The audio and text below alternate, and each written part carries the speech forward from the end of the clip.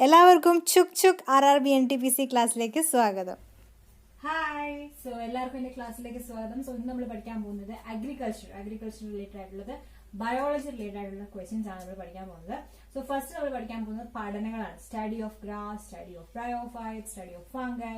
അപ്പൊ അങ്ങനെ കുറച്ച് കാര്യങ്ങളാണ്. നമുക്ക് ജസ്റ്റ് ക്ലാസ്സിലേക്ക് കിടക്കാം. ഓക്കെ. സോ ഇതേപോലത്തെ വീണ്ടും വീഡിയോസോ ഏതെങ്കിലും സ്പെസിഫിക് ടോപ്പിക്സോ നിങ്ങൾക്ക് വേണമെങ്കിൽ ജസ്റ്റ് കമന്റ് ചെയ്യാം. ആൻഡ് നിങ്ങൾക്ക് ഇതിൽ എന്തെങ്കിലും മാറ്റം വരുത്തണമെങ്കിൽ പറയാം. We can do it. Okay. So let's start. So first of all നമ്മൾ ബയോളജി പഠിക്കുമ്പോൾ നിങ്ങൾ അറിഞ്ഞിരിക്കേണ്ട ഒരു കാര്യം, ബയോ എന്ന് വെച്ചാൽ എന്താണ്? ലൈഫ് അല്ലെ? ലൈഫ് അല്ലെങ്കിൽ ജീവൻ. അപ്പൊ ജീവനെ പറ്റി പഠിക്കുന്ന ശാഖയാണ് ബയോളജി. ബയോളജി തന്നെ രണ്ട് ശാഖയുണ്ട്, സുവോളജി ആൻഡ് ബോട്ടണി. ഇത് ജസ്റ്റ് ഞാൻ ഫണ്ടമെന്റൽ പറഞ്ഞു പോകുന്നേ ഉള്ളൂ. ഓക്കെ. സുവോളജി എന്ന് പറയുന്നത് അനിമൽസിനെ പറ്റി, സൂവിൽ ആരാണുള്ളത്? അനിമൽസ്. ഓക്കെ. ബോട്ടണി എന്ന് പറയുന്നത് ബൊട്ടാണിക്കൽ ഗാർഡൻ ഓർക്കുക, that is plant. So zoology എന്ന് പറയുമ്പോൾ അനിമൽസിനെ പറ്റി പഠിക്കുന്നതും ബോട്ടണി എന്ന് പറയുന്നത് പ്ലാന്റ്സിനെ പറ്റി പഠിക്കുന്ന ശാഖയാണ്. ഈ സുവോളജി തന്നെ വീണ്ടും ശാഖകൾ തിരിഞ്ഞു പോകുന്നുണ്ട്. ഓക്കെ. നമ്മൾ അതിലേക്കാണ് പോകാൻ പോകുന്നത്. ഓക്കെ. Let's start. സോ സുവോളജിയെ പറ്റി പഠിക്കുകയാണെങ്കിൽ സുവോളജിയാണ് കുറച്ചുകൂടി ടഫ് അല്ലെ ബയോളജി ബോട്ടണി വെച്ച് നോക്കുമ്പോൾ. ഓക്കെ. നമുക്ക് നോക്കാം. ഇതിൽ മെയിൻ ആയിട്ട് RRB ചോദിക്കാറുണ്ട്, കേരള PSC ചോദിക്കാറുണ്ട്. So you can use it both for degree examination as well as LGC examination. Okay. So ഇത് ഫണ്ടമെന്റൽ കാര്യങ്ങളാണ് പറയുന്നത്. ഓക്കെ. ഇത് എല്ലാ എക്സാമിനും ഉപകാരപ്പെടും. ഓക്കെ. ഈവൻ SSC എക്സാംസിന് വരെ ഉപകാരപ്പെടും. ഓക്കെ. Let's start. അനാട്ടമി. എന്താണ് അനാട്ടമി? അനാട്ടമി എന്ന് വെച്ചാൽ നമ്മുടെ ശരീരങ്ങളിലെ ഉള്ളിലേക്ക് പരിശോധിക്കുന്നതാണ് anatomy. Okay. Internal structure of organism. ഇങ്ങനെ ഓർത്ത് വെച്ചിരുന്നാൽ മതി. ഇന്റേണൽ സ്ട്രക്ചർ ഓഫ് ഓർഗാനിസം, അതാണ് അനാട്ടമി. അടുത്തത് നമ്മൾ പഠിക്കാൻ പോകുന്നത് അഗ്രോളജി. ആ പേര് തന്നെയുണ്ട്. എന്താണ് അഗ്രോളജി? അറിയോ? അഗ്രോളജി എന്ന് വെച്ചാൽ അഗ്രികൾച്ചർ അല്ലെങ്കിൽ ക്രോപ്പിനെ സ്പെസിഫിക് ആയിട്ട് നമ്മളിപ്പോ ക്രോപ്പിനെയൊക്കെ വെച്ച് പഠിക്കുകയാണെങ്കിൽ അഗ്രോളജി എന്ന് പറയും. അടുത്തത് അഗ്രോണോമി. എക്കണോമി എന്ന് കേട്ടിട്ടുണ്ടാവുമല്ലോ. അപ്പൊ എക്കണോമി പോലെ തന്നെയാണ് അഗ്രികൾച്ചർ പ്ലസ് എക്കണോമി, അതാണ് അഗ്രോണോമി എന്ന് പറഞ്ഞാല് soil management. Okay. Soil management, ക്രോപ്പിന്റെ സോയിൽ മാനേജ്മെന്റിനെ പറ്റി പഠിക്കുന്നതാണ് agronomy. So anatomy, agrology, agronomy. Anatomy എന്ന് പറയുന്നത് ഇന്റേണൽ സ്ട്രക്ചറിനെ പറ്റി പഠിക്കുന്നത്, അഗ്രോളജി എന്ന് പറഞ്ഞാൽ അഗ്രികൾച്ചർ ക്രോപ്പിനെ ബേസ് ചെയ്ത് ഒരു ക്രോപ്പ് സ്പെസിഫിക് ആയിട്ട് പഠിക്കുന്നത്. ഇനി ആ ക്രോപ്പിന് സോയിൽ, അതായത് മണ്ണുമായിട്ടുള്ള ബന്ധങ്ങളെ പറ്റി പഠിക്കുന്നതാണ് അഗ്രോണോമി, സോയിൽ മാനേജ്മെന്റ്. ഓക്കെ. സോ ഇത് നിങ്ങൾ ഇപ്പൊ തന്നെ പഠിച്ചങ്ങ് പോവാ. ഓക്കെ. അപ്പൊ നമുക്ക് അടുത്തതിലേക്ക് പോവാം.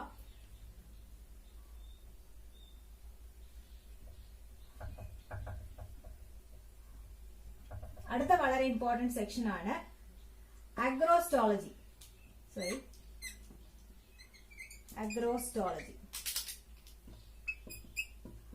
അഗ്രോസ്റ്റോളജി എന്ന് പറയുന്നത് നമ്മൾ ഗ്രാസിനെ പറ്റി പഠിക്കുന്നതാണ്. സ്റ്റഡി ഓഫ് ഗ്രാസ്, പുല്ലുവർഗ്ഗങ്ങളെ പറ്റി പഠിക്കുന്നതാണ് അഗ്രോസ്റ്റോളജി. നമ്മൾ നോക്കുമ്പോൾ എല്ലായിടത്തും ഒരേ കണക്കത്തെ പുല്ലാണ് അല്ലെ? അല്ല, ഓരോ പുല്ലിനും ഓരോ സ്പെസിഫിക് ആയിട്ട് നെയിംസ് ഉണ്ട്. അതനുസരിച്ചിട്ടാണ് വെക്കുന്നത്. അനാവശ്യമായ പുല്ലുണ്ട്, നല്ല പുല്ലുണ്ട്, അങ്ങനെ ഒരുപാട് സംഭവമാണ്. അതിനെപ്പറ്റി പഠിക്കുന്നതാണ് അഗ്രോസ്റ്റോളജി. എന്താണ് അഗ്രോസ്റ്റോളജി? അടുത്തത് നമ്മൾ പഠിക്കാൻ പോകുന്നത് ആർത്രോളജി എന്ന് വെച്ചാൽ നമ്മൾ അരിത്രിറ്റിസ് എന്നൊക്കെ പറയില്ല. അരിത്രിറ്റിസ് ഒക്കെ എന്താണ്? ജോയിന്റിൽ വരുന്ന അസുഖമാണ്. അപ്പൊ അരിത്രോളജി എന്ന് പറയുന്നത് സ്റ്റഡി ഓഫ് ജോയിന്റ്സ്. നമ്മൾ ജോയിന്റ്സിനെ പറ്റി പഠിക്കുന്ന, എല്ലുകളുടെ ജോയിന്റ്, മസിലുകളുടെ ജോയിന്റ്, അതിനെ പറ്റി പഠിക്കുന്നതാണ് ആർത്രോളജി. ഓക്കെ. അപ്പൊ നമുക്ക് അടുത്തതിലേക്ക് പോവാം.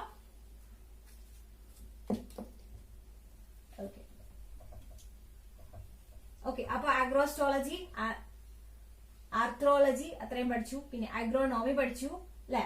സോ ഇനിയിപ്പോ നിങ്ങൾ ആരെങ്കിലും നിങ്ങൾ ചോദിച്ചാൽ നിങ്ങൾക്ക് പറയാൻ പറ്റും. ഇത് CHSL, SSC, CGL, RRB, NTPC ഒക്കെ വളരെ ഇമ്പോർട്ടന്റ് ആയിട്ടുള്ള സെക്ഷൻ ആണ്. അത് പഠിച്ചാലേ അടുത്തതിലേക്ക് പോകാൻ പറ്റും. ഓക്കെ.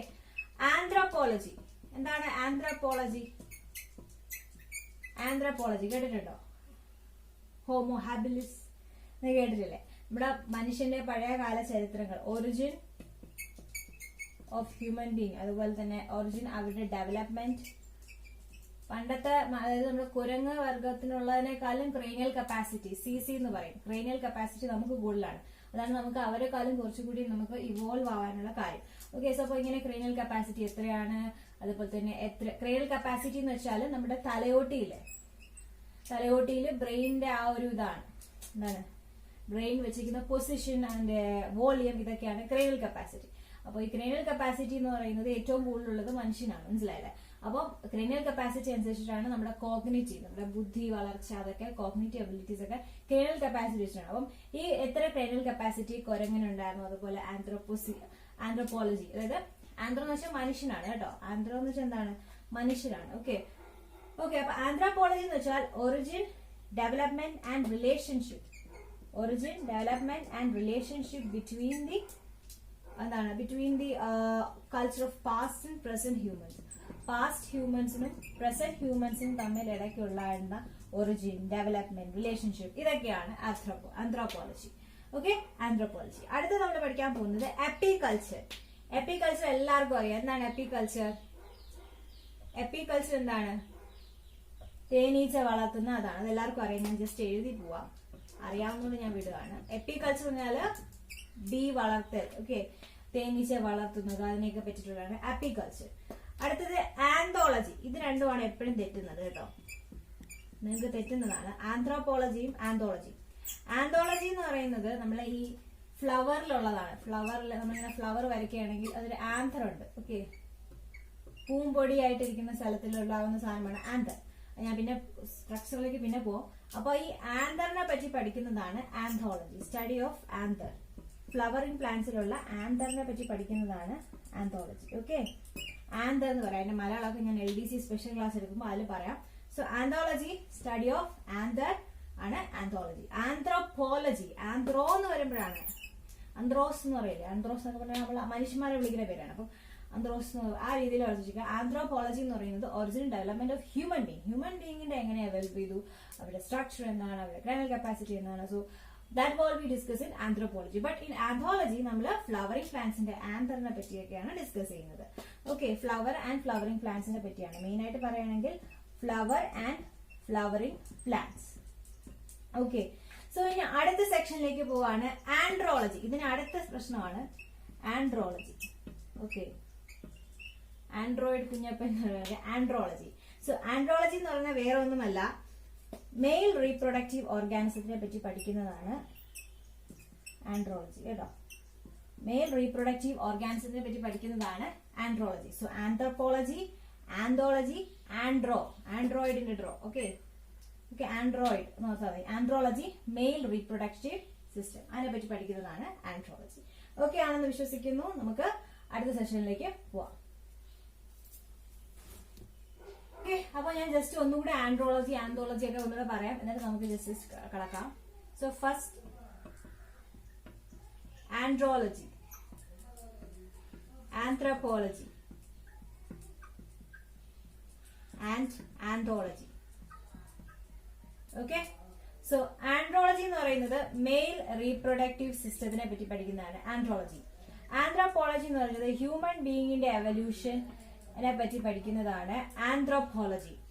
ആന്തോളജി എന്ന് പറയുന്നത് നമ്മുടെ ഫ്ലവറിംഗ് പ്ലാന്റ്സിലുള്ള ആന്തർ, പൂമ്പൊടി പോലെ ഇരിക്കത്തില്ലേ ചെമ്പരത്തിയിലൊക്കെ ഉള്ള ആ സാധനങ്ങളെ പറ്റി പഠിക്കുന്നതാണ് ആന്തോളജി. അതിൽ സ്പെസിഫിക് ആയിട്ട് പറയുകയാണെങ്കിൽ ഫ്ലവറിംഗ് പ്ലാന്റ്സ്. ഓക്കെ, ഫ്ലവറിംഗ് പ്ലാന്റ്സിനെ പറ്റി പഠിക്കുന്നതാണ് ആന്തോളജി. ഓക്കെ അല്ലേ? ഡൗട്ട് ഇല്ലല്ലോ? നേരത്തെ എഴുതിയപ്പോൾ ക്ലാരിറ്റി ഇല്ല, സോ അതാണ് ഒന്നിന്ന് മാറ്റിട്ട് എഴുതുന്നത്. ഓക്കെ, അപ്പൊ നമുക്ക് ഇനി അടുത്ത മെയിനായിട്ട് പഠിക്കേണ്ടത് സൈറ്റോളജിയാണ്. സൈറ്റോളജി എന്ന് പറയുമ്പോ സെല്ലിനെ പറ്റി പഠിക്കുന്നതാണ് സൈറ്റോളജി. ഓക്കെ, ഓളജി എന്ന് പറയുമ്പോൾ നിങ്ങൾ അറിഞ്ഞിരിക്കുക, ഇത് സ്റ്റഡി ഓഫ്. ഓക്കെ, അപ്പൊ സൈറ്റോ എന്ന് പറയുന്നത് സെല്ലിനെ പറ്റി പഠിക്കുന്നതാണ് സൈറ്റോളജി. ഓക്കെ, ഇനിയും കുറെ ഇതേപോലത്തെ സംഭവങ്ങളുണ്ട്, അത് നമ്മൾ അടുത്ത ക്ലാസ്സിൽ ഇൻക്ലൂഡ് ചെയ്യും. ഓക്കെ, അടുത്ത് നമ്മൾ പഠിക്കാൻ പോകുന്നത് ലിവിങ് ബീങ്സിനെ പറ്റിയിട്ടാണ്. ഓക്കെ, സോ എന്താണ് ലിവിങ് ബീങ്സ്, എന്താണ് ഇവരുടെ കർത്തവ്യം, എങ്ങനെ നമ്മൾ ഒരു ലിവിങ് ബീങ്ങിനെ കണ്ടെത്തും, അതായത് ജീവനുള്ള വസ്തു ഏത്, ജീവനില്ലാത്ത വസ്തു ഏത്, മണ്ണ് ജീവനുള്ള വസ്തു ആണോ, അല്ലേ, അത് നോൺ ലിവിങ് തിങ് ആണ്. ഓക്കെ, അപ്പൊ നമുക്ക് ജസ്റ്റ് അതൊന്ന് അറിയാം. ഓക്കെ, അതുകൊണ്ട് ജസ്റ്റ് അത് പെട്ടെന്ന് പറഞ്ഞിട്ട് നമുക്ക് അടുത്ത സെഷനിലേക്ക് പോകാം. ചിലപ്പോൾ അത് ABCD ഒക്കെ ഇട്ട് ചോദിക്കാൻ ചാൻസ് ഉണ്ട് കേട്ടോ, അതുകൊണ്ടാണ് നമ്മൾ ആ ഒരു സെഷനും കൂടെ അങ്ങ് കവർ ചെയ്ത് പോകുന്നത്. ഓക്കെ, ഞാനിത് ഫുൾ ഒന്ന് റബ്. ഓക്കെ, സോ നമ്മൾ എങ്ങനെയാണ് ഒരു ജീവനുള്ള വസ്തുവിനെ കണ്ടെത്തുന്നത്, ലിവിങ് ആണെങ്കിൽ എന്തൊക്കെ ക്യാരക്ടറിസ്റ്റിക്സ് ഉണ്ട്, ഓക്കെ, ജസ്റ്റ് ആ വേർഡ്സ് പഠിച്ചു വെച്ചിരിക്കുക. നിങ്ങൾക്ക് അറിയാവുന്ന കാര്യം തന്നെയാണ്. എങ്ങനെയാണ് ജീവൻ ഉണ്ടെന്ന് മനസ്സിലാകുന്നത്? നമ്മളിപ്പോ ഒരു ചെടിയെ തൊട്ടു, ചെടിക്ക് എങ്ങനെയാണ് ജീവൻ ഉണ്ടെന്ന് മനസ്സിലാവുന്നത്? ഒന്ന് ആലോചിച്ച് നോക്കിയേ, എങ്ങനെയാണ്? ഒന്നെന്ന് പറയുന്നത് നമ്മളെ ചെടി അല്ലെ, ചെടിയാണ്, ചെടി നമ്മൾ വളർത്തുന്നതാണ്. അപ്പൊ ചെടിക്ക് എന്തുണ്ട്? ഒരു ഗ്രോത്ത് ഉണ്ട് അല്ലെ, നമ്മൾ വളർത്തുന്നുണ്ട്, ഒരു ഗ്രോത്ത് ഉണ്ട്. ചെടിക്കാവട്ടെ, ഒരു എന്താ പറയാ, ജീവനുള്ള എല്ലാ സാധനത്തിനും ഒരു ഗ്രോത്ത് ഉണ്ട്. അടുത്ത ഏറ്റവും ഇമ്പോർട്ടന്റ് ആയിട്ട് ഫാക്ടർ എന്ന് പറയുന്നത് റീപ്രൊഡക്ഷൻ. റീപ്രൊഡ്യൂസ് ചെയ്യുന്നുണ്ടായിരിക്കണം. മനസ്സിലായില്ലേ? ഇപ്പൊ നമ്മള് ഒരു എന്താ പറയാ ഫംഗസ് എടുത്താൽ പോലും അത് റീപ്രൊഡ്യൂസ് ചെയ്യുന്നുണ്ട് അല്ലെ. അപ്പൊ ഗ്രോത്ത് വേണം, റീപ്രൊഡക്ഷൻ വേണം, പിന്നെ എന്ത് വേണം? പിന്നെന്താണ് വേണ്ടത്? മെറ്റബോളിസം. അതായത് മെറ്റബോളിസം എന്താന്ന് ഞാൻ കൃത്യമായിട്ട് പറഞ്ഞുതരാം. നമ്മുടെ ഈ സെല്ലുകളില് എനർജി വരുന്നതും എനർജി പ്രൊഡ്യൂസ് ചെയ്യുന്നതും സോളാർ എനർജി ഉപയോഗിച്ച് ഫുഡ് ഉണ്ടാക്കുന്നതും ഇതൊക്കെ മെറ്റബോളിസം ആണ്. ഓക്കെ, അപ്പൊ ഈ മെറ്റബോളിസം ഉണ്ടായിരിക്കും. അതായത് അവർക്ക് ഓരോ പ്രക്രിയകൾ, പ്രോസസ്സസ് ഉണ്ടായിരുന്നിട്ട് ആ പ്രോസസ്സ് വഴി അവർക്ക് എനർജി ഉണ്ടാക്കാനും അവർക്ക് ജീവിക്കാൻ പാകത്തിനുള്ള എനർജി ഉണ്ടാക്കാനുള്ള കപ്പാസിറ്റി ഉണ്ടായിരിക്കണം. അതാണ് മെറ്റബോളിസം. അടുത്ത ഏറ്റവും ഇമ്പോർട്ടന്റ് പാർട്ട് എന്ന് പറയുന്നത് റെസ്പോൺസ് ഓഫ് സ്റ്റിമുലൈ. വളരെ ഇമ്പോർട്ടന്റ് ആണ്.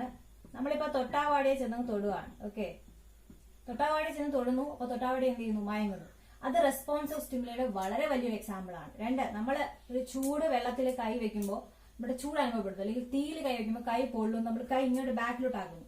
അതിനെയാണ് സ്റ്റിമുലൈ എന്ന് പറയുന്നത്. ഓക്കെ, അപ്പോൾ ഒരു റെസ്പോൺസ് ഓഫ് സ്റ്റിമുലൈ വളരെ അത്യാവശ്യമാണ്. അപ്പൊ ഒരു ലിവിംഗ് ബീങ് അല്ലെങ്കിൽ ഒരു ജീവനുള്ള വസ്തുവിന് എന്തൊക്കെയാണ് ആവശ്യം എന്ന് ഓപ്ഷനിൽ ചോദിച്ചിട്ടുണ്ടെങ്കിൽ A growth, B reproduction, C metabolism, D all the above. നിങ്ങൾ ഏത് എഴുതും? ഡി ഓൾ ദി അബവ് എഴുതണം. കാരണം ഗ്രോത്തും ഉണ്ട്, റീപ്രൊഡക്ഷനും ഉണ്ട്, മെറ്റബോളിസവും ഉണ്ട്, റെസ്പോൺസ് ഓഫ് സ്റ്റിമുലയും ഉണ്ട്. സോ ഈ 4 സംഭവങ്ങളുമാണ് ലിവിംഗ് തിങ്സിന് ലിവിംഗ് തിങ്സ് ആക്കി മാറ്റുന്നത്. ഓക്കെ, അതായത് ജീവൻ, ലൈഫ് എന്ന സംഭവം കൊടുക്കുന്നത്, ലൈഫ് ലിവിംഗ് തിങ്സ് ആണെന്ന് മനസ്സിലാക്കുന്നത് ഇത് വെച്ചാണ്. ഇതുകൊണ്ട് തന്നെയാണ് നമുക്ക് വൈറസിനെ ഒരു ജീവനുള്ള വസ്തുവാണോ അല്ലയോ എന്ന് നമുക്ക് ഇതുവരെ പറയാൻ പറ്റുന്നത്. കാരണം virus is known living thing. അതായത് ഇപ്പം ഏതെങ്കിലും ഒരു പ്രതലത്തിൽ ഇരിക്കുകയാണ്, ഒരു പ്ലാസ്റ്റിക് സർഫസിലോ അല്ലെങ്കിൽ ഏതെങ്കിലും ഒരു മൊബൈലിലോ, അങ്ങനെ മൊബൈലിലൊക്കെ ഇരിക്കുവാണെങ്കിൽ ആ സമയത്ത് വൈറസിന് ഒന്നും ചെയ്യാൻ പറ്റില്ല. പക്ഷെ virus once it gets into the body, നമ്മുടെ ബോഡിക്കുള്ളിൽ എങ്ങനെയെങ്കിലും രീതിയിൽ അത് കയറിയിട്ടുണ്ടെങ്കിൽ അത് ജീവൻ വരുന്നു. മനസ്സിലായില്ലേ? അപ്പൊ വൈറസിന് ജീവനും ഉണ്ട്, ജീവൻ ഇല്ലേന്നാണ്. മനസ്സിലാവും? അത് നോൺ ലിവിംഗ് തിങ്സിന്റെ പുറത്തിരിക്കുമ്പോൾ, അതായത് മണ്ണിലോ കല്ലിലോ പാറയിലോ ഒക്കെ ഇരിക്കുമ്പോൾ അതിന് ജീവനില്ല. അതേസമയം അത് മനുഷ്യന്റെ ഉള്ളിലേക്ക് കടന്നു കഴിഞ്ഞാൽ അത് എന്ത് ചെയ്യുന്നു? റീപ്രൊഡ്യൂസ് ചെയ്യുന്നു, പ്രശ്നങ്ങൾ ഉണ്ടാകുന്നു, കൊറോണ പോലത്തെ അസുഖങ്ങൾ കൊണ്ടുവരുന്നു. സോ അതാണ് വൈറസ്. സോ അതുകൊണ്ട് വൈറസിന് ഇതൊന്നും പറയാൻ പറ്റില്ല. ഗ്രോത്ത് ഇല്ല അതിന്, ആക്ച്വലി റീപ്രൊഡക്ഷൻ ഇല്ല. ആകപ്പാടെ ഉള്ളത് ബാക്കിയുള്ളവരെ എന്താണ്? അറ്റാക്ക് ചെയ്യുന്ന, ചൊറിയുന്ന സ്വഭാവമാണ് ഈ വൈറസിനുള്ളത്. ഓക്കെ, സോ അതാണ് നമ്മുടെ ലിവിംഗ് തിങ്സിനെ പറ്റി പറയുമ്പോൾ അറിഞ്ഞിരിക്കേണ്ട മെയിൻ ആയിട്ടുള്ള കാര്യങ്ങൾ. അടുത്ത് നമ്മൾ പോകാൻ പോകുന്നത്, ഒരു സെക്കൻഡ്,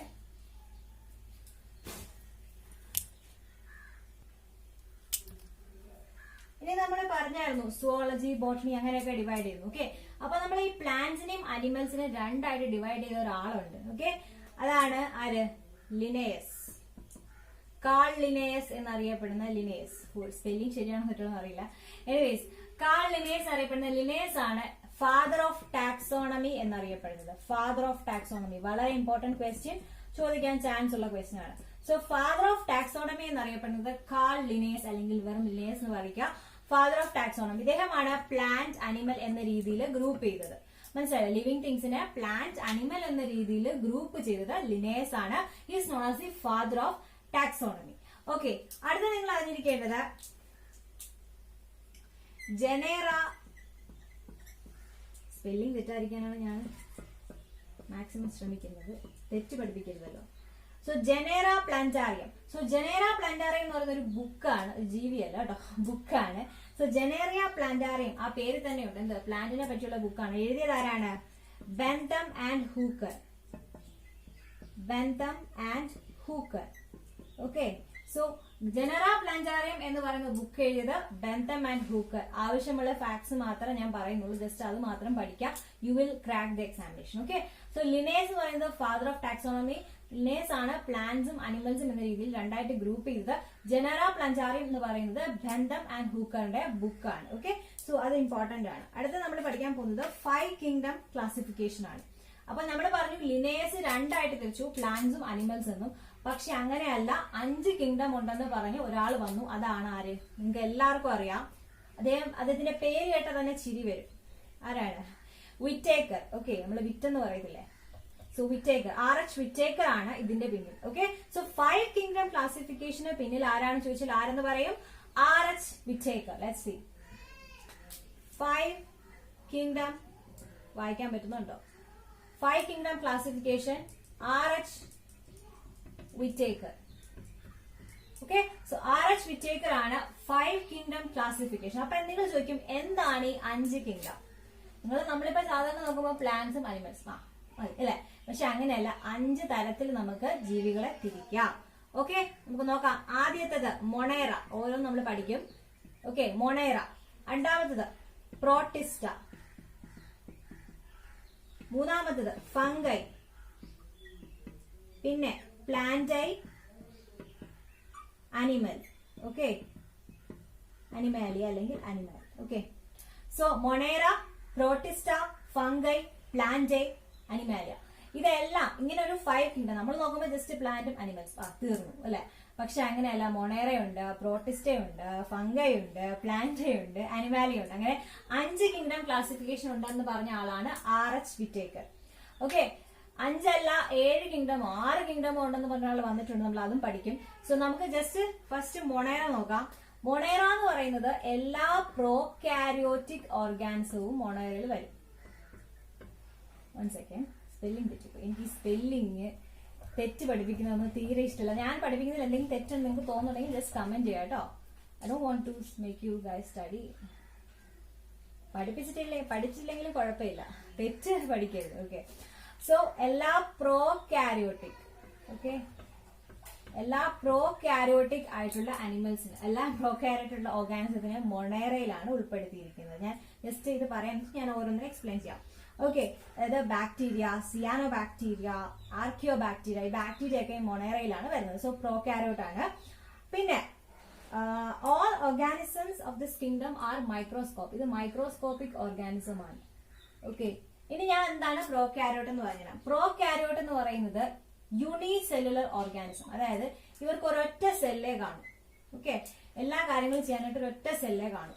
ഓക്കെ, അപ്പം യൂണിസെല്ലുലർ, ഇവിടെ ഒരൊറ്റ സെല്ലേ ഉള്ളൂ. ഓക്കെ, അപ്പൊ യൂണിസെല്ലുലർ ഓർഗാനിസം എല്ലാം വരുന്നത് മൊണേറയിലാണ്. Bacteria, archaea bacteria, filamentous bacteria, അങ്ങനെ ഒരുപാട് ബാക്ടീരിയ ഉണ്ട്, നമ്മൾ പഠിക്കും. അപ്പൊ മൊണേറ ആവശ്യമുള്ള ബാക്ടീരിയ മാത്രം പഠിച്ചാൽ മതി. ഓക്കെ, മെയിൻ ആയിട്ടും NCERT ബേസ്ഡ് വേണം നിങ്ങൾ നോക്കാൻ കേട്ടോ. Okay, so RH Whittaker classify ചെയ്തു. മൊണേറ എന്ന് പറയുന്നത് പ്രോകാരിയോട്ടിക് ഓർഗാനിസം, യൂണിസെല്ലുലർ ഓർഗാനിസം ആണ്, മൈക്രോസ്കോപ്പിക് ഓർഗാനിസംസ്. ഇനി നമ്മൾ വരാൻ പോകുന്നത് പ്രോട്ടിസ്റ്റ. പ്രോട്ടിസ്റ്റ എന്ന് പറയുന്നത് യൂണിസെല്ലുലാർ അക്വാട്ടിക് ഹാബിറ്റാറ്റിൽ കാണുന്ന യൂണിസെല്ലുലാർ.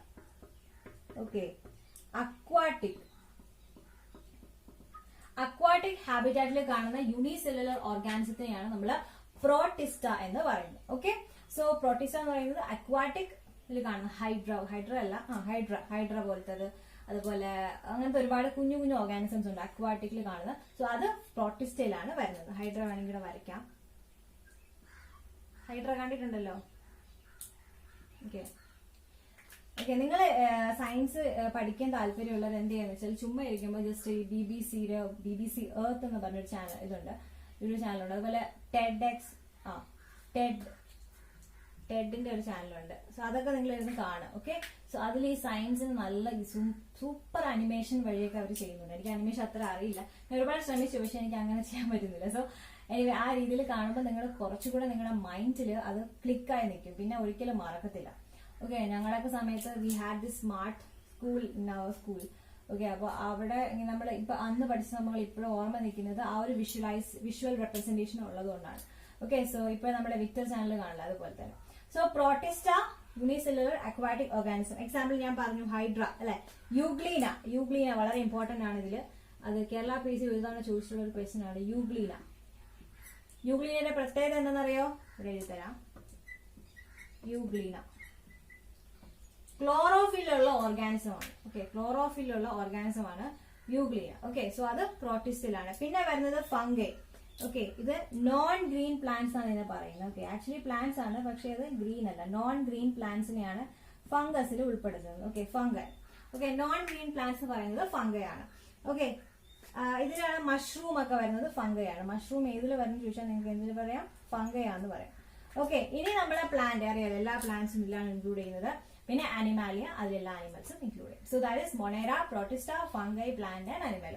ഡൗട്ട് ഉണ്ടെങ്കിൽ ജസ്റ്റ് നിങ്ങൾ കമന്റ് ചെയ്യുക. ഓക്കെ, സോ ലൈവ് എടുക്കാൻ പറ്റില്ല, കാരണം അപ്പൊ എനിക്ക് മിറർ ചെയ്യാൻ പറ്റില്ല. ഓക്കെ, എഡിറ്റ് ചെയ്യുമ്പോൾ എനിക്ക് മിറർ ചെയ്യാൻ പറ്റും. സോ നമുക്ക് അടുത്തതിലേക്ക് കിടക്കാം. അതിന് മുന്നേ ഞാൻ മായ്ക്കാം ഫുൾ. ഓക്കെ, സോ ഒരു സെക്കൻഡ്.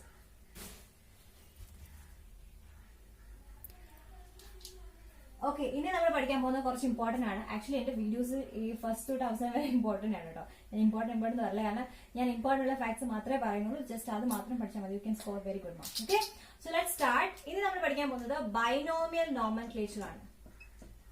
Okay, binomial nomenclature. അപ്പം നോമൻക്ലേച്ചർ എന്ന് വെച്ചാൽ എന്താണ്?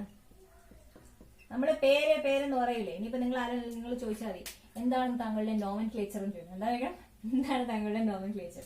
സോ ബൈനോമിയൽ നോമൻക്ലേച്ചർ എന്ന് വെച്ചാൽ നമ്മൾ ഈ എന്താ പറയാ, ഓരോ എന്താ പറയാ പ്ലാന്റിനെയൊക്കെ നമ്മൾ നെയിം ചെയ്യുന്നതാണ്. അതായത് ഇപ്പൊ ഹ്യൂമൻസിനെ പറയുന്നത് എന്താണ്? ഹോമോ സാപ്പിയൻസ് അല്ലെ. അപ്പൊ നമ്മൾ അതാണ് പഠിക്കാൻ പോകുന്നത്. സോ ബൈനോമിയൽ നോമൻക്ലേച്ചർ എന്ന് വെച്ചാൽ നമ്മൾ ആദ്യം അതിന്റെ ജീനസ് ക്യാപിറ്റൽ ലെറ്ററിൽ നമ്മൾ അങ്ങ് രേഖപ്പെടുത്തും. അത് കഴിഞ്ഞ് സാപ്പിയൻസ് സ്മോൾ ലെറ്ററിൽ രേഖപ്പെടുത്തും. അത് ഞാൻ പറഞ്ഞുതരാം. സോറി, സാപ്പിയൻസ് അല്ല, സ്പീഷീസ്. ഓക്കെ, ഞാൻ ഹോമോസാപ്പിയനിലായിരിക്കുകയാണ്. Okay, so genus and species, ഇങ്ങനെ നമ്മൾ രണ്ടും കൂടെ ചേർത്ത് ഒരു ഓർഗാനിസത്തിന് എടുക്കുന്നു, അതിന്റെ ജീനസ് കണ്ടെത്തുന്നു, അതിന്റെ സ്പീഷീസ് കണ്ടെത്തുന്നു. എന്നിട്ട് നമ്മൾ ആ ജീനസും സ്പീഷീസും കൂടെ ഒരുമിച്ച് എഴുതുന്നതാണ് അതിന്റെ യഥാർത്ഥ പേര്. അതാണ് മാംഗിഫെറ ഇൻഡിക്ക. അതുപോലെ ഹോമോസാപ്പിയൻസ്. പിന്നെ പെരിപ്ലാനറ്റ അമേരിക്കാന. എന്താണ് പെരിപ്ലാനറ്റ അമേരിക്കാന?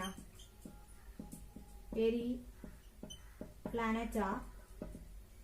അമേരിക്കാന ഇങ്ങനെ എഴുതിക്കൂടാ, എ സ്മോൾ ലെറ്ററിൽ എഴുതാവും. അങ്ങനെയുണ്ട് കേട്ടോ. നമ്മൾ സ്പീഷീസ് എഴുതുമ്പോൾ അതിന്റെ സ്റ്റാർട്ടിങ് സ്മോൾ ലെറ്ററിൽ എഴുതാവും, ജീനീസ് എഴുതുമ്പോൾ ക്യാപിറ്റൽ ലെറ്ററിൽ എഴുതാവും. ഓക്കെ, അപ്പൊ പെരിപ്ലാനറ്റ് അമേരിക്കൻ എന്താണ്? ഞാൻ പറഞ്ഞത് നമ്മളെ രാത്രിയൊക്കെ, ഇപ്പൊ ഞാൻ രാത്രി പഠിക്കുന്ന സ്വഭാവമുള്ള ആളാണ്. അപ്പൊ ഞാൻ രാത്രി വെള്ളമൊക്കെ എടുക്കാൻ വേണ്ടി പോകുമ്പോൾ ഇതിങ്ങനെ പറന്ന് കിടക്കും. ഓക്കെ, എനിക്ക് ഒട്ടും ഇഷ്ടമില്ലാത്ത സാധനമാണ് കോക്രോച്ച്. ഓക്കെ, ഞാൻ ആലോചിക്കാറുണ്ട് എന്തിനാണോ എന്തോ ഈ പാറ്റയ്ക്കൊക്കെ ചിറക് കൊടുത്തത് ആവശ്യമില്ലാതെ. ഓക്കെ, സോ പെരിപ്ലാനറ്റ് അമേരിക്കൻ എന്ന് പറയുന്നത് കോക്രോച്ച് ആണ്. അപ്പം ഇതില് പെരിപ്ലാനറ്റ എന്ന് പറയുന്നതാണ് ഇതിന്റെ ജീനസ്. ഓക്കെ, നമ്മൾ ജീനസ് ഓരോന്നായിട്ട് പറയാം, അപ്പൊ നിങ്ങൾക്ക് മനസ്സിലാവും കുറച്ചുകൂടി. ജീനസ്. ഓക്കെ, അതിന്റെ സ്പീഷീസ് ആണ് അമേരിക്കാന. ഓക്കെ, സോ ജീനസും സ്പീഷീസും കൂടെ നമ്മൾ ഒരുമിച്ച് എഴുതുന്നതാണ് ബൈനോമിയൽ നോമൻക്ലേച്ചർ എന്ന് പറയുന്നത്. മാത്രമല്ല നമ്മൾ ജീനസ് എഴുതുന്നത് ശ്രദ്ധിക്കേണ്ടത് അതിന്റെ ഫസ്റ്റ് ലെറ്റർ ക്യാപിറ്റൽ ആയിരിക്കണം. അതായത് ഇത് പെരിപ്ലാനറ്റ് ആണല്ലോ ജീനസ്, അപ്പൊ പി ക്യാപിറ്റൽ ലെറ്റർ ആയിരിക്കണം. സ്പീഷീസിന്റെ ഫസ്റ്റ് അമേരിക്കാനയുടെ എ സ്മോൾ ലെറ്റർ ആയിരിക്കണം. അപ്പൊ ആ രീതിയിൽ വേണം ഇത് എഴുതാൻ. അതായത് binomial nomenclature, genes and species. ഇനി നമുക്ക് കുറച്ച് എന്താ പറയാ സയന്റിഫിക് നെയിമും കൂടെ പഠിച്ചിട്ട് നമുക്ക് നിർത്താം. ഓക്കെ, എന്തെങ്കിലും എക്സ്ട്രാ ക്ലാസ്സസ് വേണമെങ്കിൽ പറയാം. ഇതിന്റെ കണ്ടിന്യൂഷൻ ഇടും, മറ്റൊന്നിന്റെ കണ്ടിന്യൂഷൻ ഇട്ടില്ല അല്ലെ. ഹരപ്പയുടെ ഇടാം. ഞാൻ ജസ്റ്റ് ഒന്ന് ഫ്രഷ് സ്റ്റാർട്ട് ആവട്ടെ എന്ന് പറഞ്ഞാണ് ഞാനിത് ഇട്ടത്. ഓക്കെ, എനിക്ക് മെയിൻസ് എക്സാമിനേഷനും വരുന്നുണ്ട്. അപ്പം ഒരു അൺസർട്ടനിറ്റി ആണ്. ഓക്കെ, മാർക്ക് ഉണ്ട്, എന്നാലും ഒരു പേടി കിട്ടൂല്ല. കഴിഞ്ഞ വർഷം ഇത്ര പേടിയില്ലായിരുന്നു, ഈ വർഷം വളരെ പേടി. ഓക്കെ, നമുക്ക് നോക്കാം. മാൻ എന്താണ്? മനുഷ്യരെ വിളിക്കുന്നതാണ് ഹോമോസാപ്പിയൻസ് അല്ലെ, ഹോമോസാപ്പിയൻസ്. ഓക്കെ, നിങ്ങൾ ഫ്രണ്ട്സ് കണ്ടിട്ടുണ്ട്. ഫ്രണ്ട്സിനൊരു സീരീസ് ഉണ്ട്, അത് കാണുമെങ്കിൽ അറിയാം. Homo sapiens, homo erectus, homo habilis എന്നൊക്കെ പറഞ്ഞ് നമ്മൾ പഠിക്കാറുണ്ട്. ഓക്കെ, അപ്പൊ ഈ ഹോമോ എന്ന് പറയുന്ന എല്ലാം ഹ്യൂമൻ റിലേറ്റഡ്, ഹ്യൂമൻ ബീയിങ്ങിന്റെ പൂർവികരെയാണ് കേട്ടോ. അതാണ് ജീനസ്. അപ്പൊ ഹോമോസാപ്പിയൻ എന്ന് പറഞ്ഞത് മാൻ ആണ്. അടുത്ത് നമ്മൾ പഠിക്കാൻ പോകുന്നത് Felis domestica. Felis domestica. Felis domestica. അപ്പൊ നമ്മളെ വീട്ടിൽ വളർത്തുന്ന ഡൊമസ്റ്റിക് അനിമൽ ആണ് കേട്ടോ. അത് ഫെലിസ് ആണ്, അതായത് കാറ്റ്. ദാറ്റ് ഈസ് കാറ്റ്. ഓക്കെ, സോ ദാറ്റ് ഈസ് കാറ്റ്. ഫെലിസ് ഡൊമസ്റ്റിക്ക, കാറ്റ്. അടുത്തത് ഏതാണ്? മാംഗോ ആണ്. ഏത്? മാംഗിഫെറ ഇൻഡിക്ക. നിങ്ങൾക്ക് അറിയാവുന്ന സംഭവം തന്നെ ആദ്യം അങ്ങ് എഴുതി പോവാം. Mangifera indica. So that is mango. അടുത്തത് ജസ്റ്റ് ഇതൊന്ന് മാറ്റോട്ടെ ഒരു സെക്കൻഡ്. ഏറ്റവും ഇമ്പോർട്ടന്റ് ആയിട്ടുള്ള സാധനങ്ങൾ മാത്രമേ എഴുതുന്നുള്ളൂ കേട്ടോ. അപ്പൊ നിങ്ങൾ ജസ്റ്റ് അത് അറിഞ്ഞിരിക്കാം. അടുത്തത് rana tigrina. Rana tigrina, tiger അല്ല കേട്ടോ. റാണ ടൈഗ്രീന, ഇറ്റ്സ് ഫ്രോഗ്, തവളയാണ്. ഫ്രോഗിനെ എനിക്ക് വരയ്ക്കാൻ അറിയത്തില്ല, എന്നാലും ഞാൻ ശ്രമിക്കാം. Okay, so rana tigrina frog. Okay, അടുത്തത് വളരെ ഇമ്പോർട്ടന്റ് ആണ്. റാണ ടൈഗറിനെയും പെരി പ്ലാനറ്റ് അമേരിക്കനും വളരെ വളരെ ഇമ്പോർട്ടന്റ് ആണ്. അത് രണ്ടും NCERT ടെക്സ്റ്റ് ബുക്കിലുണ്ട്. ഓക്കെ, അതുകൊണ്ടാണ്. അടുത്തത് സൈക്കർ, സ്പെല്ലിംഗ് തെറ്റാതിരിക്കാനാണ് ഞാൻ ഇങ്ങനെ ശ്രദ്ധിക്കുന്നത്. അരിറ്റീനിയം. ഓക്കെ, സൈക്കർ അരിറ്റിനം എന്ന് പറയുന്നത് ഗ്രാം ആണ്. ഈ കടല വർഗ്ഗങ്ങളില്ല, പൾസസ് അല്ല, ആക്ച്വലി ഗ്രാം ആണ്. ഗ്രാം എന്നാണ് അതിനെ പറയുന്നത്, പീസ് അല്ല, ഗ്രാം. ഓക്കെ, രണ്ട് വ്യത്യാസം ഉണ്ടെന്ന് കൃത്യത അറിയില്ല, ബട്ട് ഇറ്റ്സ് ഗ്രാം. സൈക്കർ അരിറ്റിനം എന്ന് പറയുന്നത് ഗ്രാം ആണ്. ഓക്കെ, സൈക്കർ അരിറ്റിനം. ഓക്കെ, അടുത്ത നമ്മൾ പഠിക്കാൻ പോകുന്നത് മുസ്ക ഡൊമസ്റ്റിക്ക. മുസ്ക ഡൊമസ്റ്റിക്ക. മുസ്ക മോസ്കൊന്നും അല്ല കേട്ടോ. ഇറ്റ്സ് ഫ്ലൈ, ഹൗസ് ഫ്ലൈ ഇല്ലേ, നമ്മളെ എന്താ പറയാ, നമ്മളെ ഈച്ചേനേക്കാളും കുറച്ചുകൂടെ കുഞ്ഞായിട്ടുള്ള സാധനം, മറന്നു അതിന് എന്ത് പറയുന്നത് മലയാളത്തില്. House fly. Okay, musca domestica, house fly. So rana tigrina, സൈക്കർ അരീറ്റിന, musca domestica, felis domestica, mangifera indica. നിങ്ങൾ ആരെങ്കിലും പേടിപ്പിക്കണമെങ്കിൽ ജസ്റ്റ് ഇതങ്ങ് കണ്ടിന്യൂസ് ആയിട്ട് അങ്ങ് പറയാം. റാണ സൈറിന, സൈക്കർ അരീറ്റിനും, musca domestica, felis domestica, mangifera indica എന്നൊക്കെ പറഞ്ഞാൽ പറയാം. ഓക്കെ, അപ്പൊ അവർക്ക് അർത്ഥത്തില്ല നമ്മൾ എന്താണ് പറയുന്നത് മനസ്സിലാവില്ല. അത് വിൽ തിങ്ക് ലൈക്ക് നമ്മൾ ഏതോ പുതിയ ലാംഗ്വേജ് പറയുന്നത് വിചാരിക്കും. ഓക്കെ, അതാണ് ഈ സയൻസിന്റെ ഒക്കെ ഒരു ഇത് കേട്ടോ. സോ റാണ ടൈഗ്രീന കഴിഞ്ഞു. അപ്പൊ നമ്മൾ ഇനി അടുത്ത് പോകാൻ പോകുന്നത് ബ്രാസിക്ക. ഇത് അധികം ചോദിച്ചു കണ്ടില്ല, പക്ഷെ അറാബിക്ക് ചോദിക്കാം. ബ്രാസിക്ക ക്യാമ്പസ്ട്രസ്. ഓക്കെ, ഈ RRBയുടെ പ്രശ്നം ഈ സയൻസ് നല്ലോണം ചോദിക്കുന്നുണ്ട്. അതാണ് ഞാൻ അതിലൊന്ന് ഫോക്കസ് ചെയ്യാൻ വിചാരിച്ചത്. സയൻസും കറണ്ട് അഫയേഴ്സും ആണ് കുറച്ച് വലിയ ഇമ്പോർട്ടന്റ്. ബാക്കി മാത്സ് ഒക്കെ കണ്ടംപററി ആയിട്ടുള്ള ബുക്ക് വെച്ച് പഠിച്ചാൽ you will get through. Brassica campestris എന്ന് പറയുന്നത് ഏതാണ്? Brassica campestris. Mustard. Okay, mustard. Okay, so ഇതാണ് കുറച്ച് ഇമ്പോർട്ടന്റ് ആയിട്ടുള്ള നെയിംസ്. ഇനിയും കുറച്ച് നെയിംസ് ഉണ്ട്. അത് ഞാൻ അത് PDF ആക്കിയിട്ട് നമ്മുടെ വിഷൻ LDCയുടെ ഗ്രൂപ്പിൽ ഇട്ടേക്കാം. സോ നിങ്ങൾ വിഷൻ LDC ഗ്രൂപ്പിൽ ജോയിൻ ചെയ്യാം. Okay, so thank you for coming to the class. ഇതിന്റെ കണ്ടിന്യൂഷൻ അടുത്ത ക്ലാസ്സിൽ കാണും. എല്ലാവർക്കും മനസ്സിലായെന്ന് വിശ്വസിക്കുന്നു. Thank you, bye. സപ്പോർട്ട് ചെയ്യാം. Okay, by.